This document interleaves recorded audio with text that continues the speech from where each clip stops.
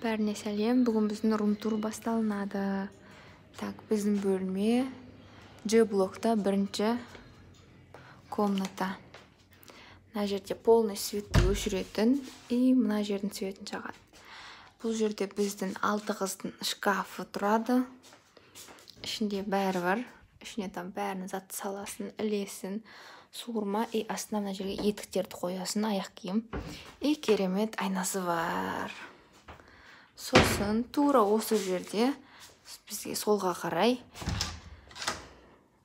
жуынатын бөлме. Жуынатын бөлмеде раковина бөлек, душ бөлек, и мына жақта мына есікте туалет. Ашып көрсетпей-ақ қояйын. Тіке киімдерді осындай ілетін жер бар, и біздің 6 қыздың бөлмесі. Мен мұнда жатамын. Әрқайсысына жеке тумбочка.